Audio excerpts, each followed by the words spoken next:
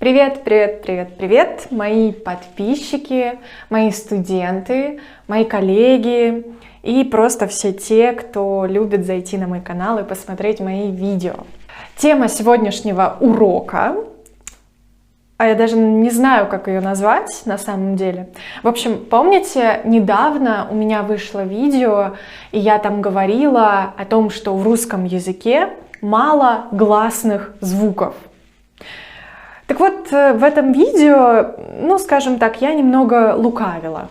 На самом деле, по факту, гласных русских звуков гораздо больше, чем 6. И в этом видео я вам покажу, как это вообще, почему и что происходит.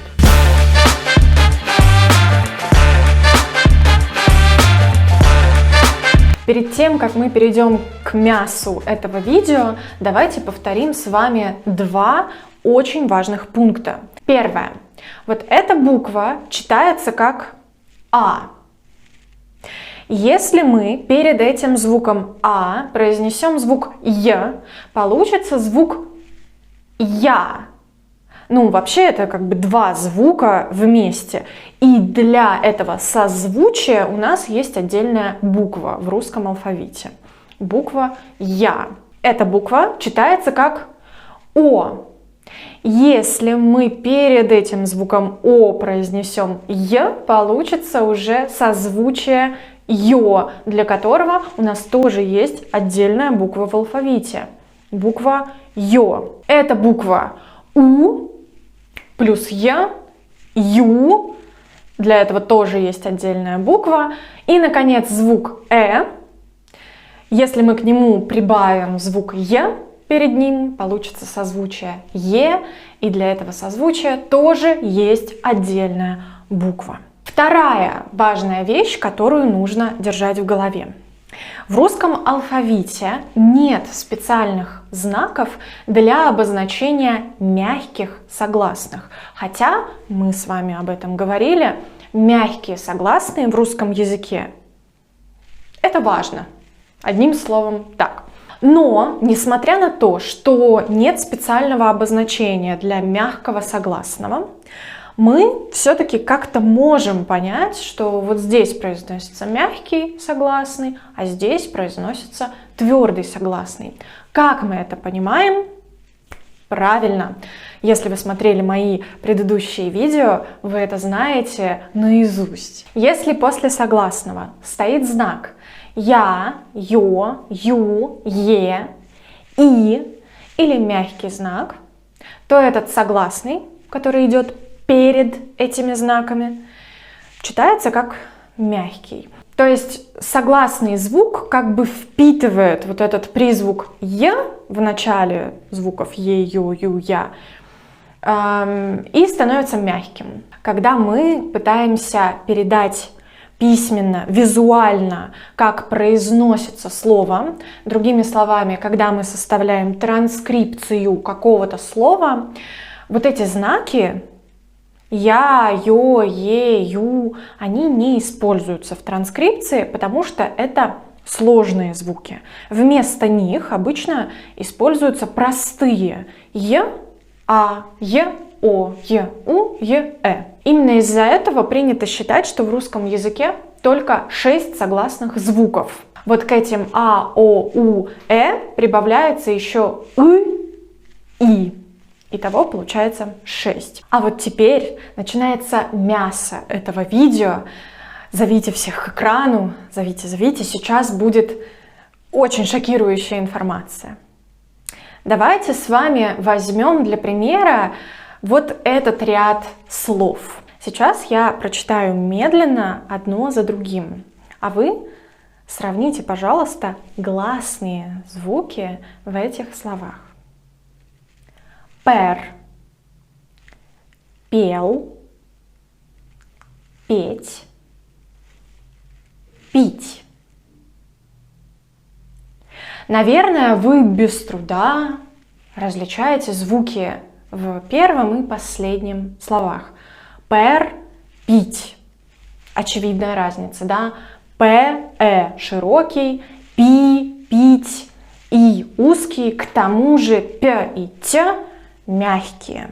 Но могу предположить, что вы не понимаете, в чем же разница между гласными во втором и третьем словах. Пел, петь. В слове пел звук находится между мягким согласным и твердым согласным. Звук становится из-за этого неоднородным. Если я произнесу это слово медленно, получится пел, пел, А в слове петь гласный звук находится между двумя мягкими согласными.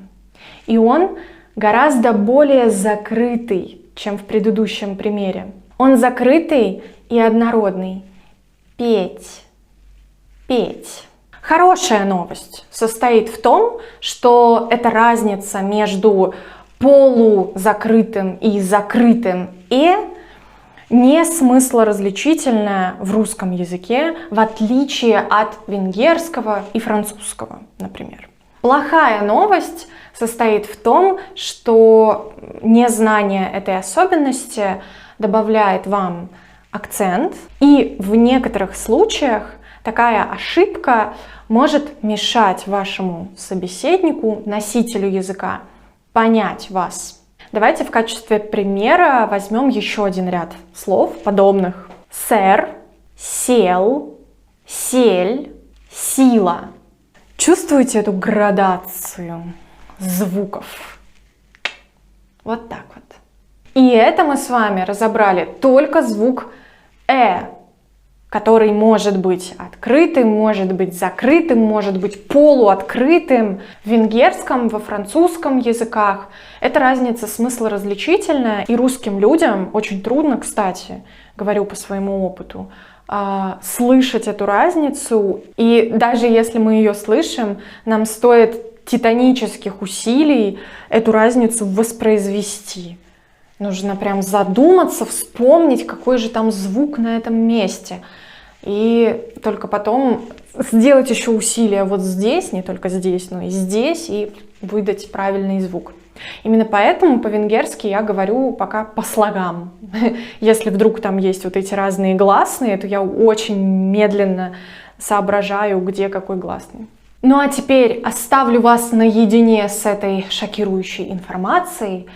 И напомню вам, что уже сейчас вы можете записаться на мастер-класс по теме мягкие согласные и гласные русского языка, вся палитра гласных, который будет в начале июня. Точную дату я еще не назначила, потому что у меня сейчас финальные экзамены, контрольные, понимаете. Но назначу, обязательно скоро назначу. Можете пока записаться.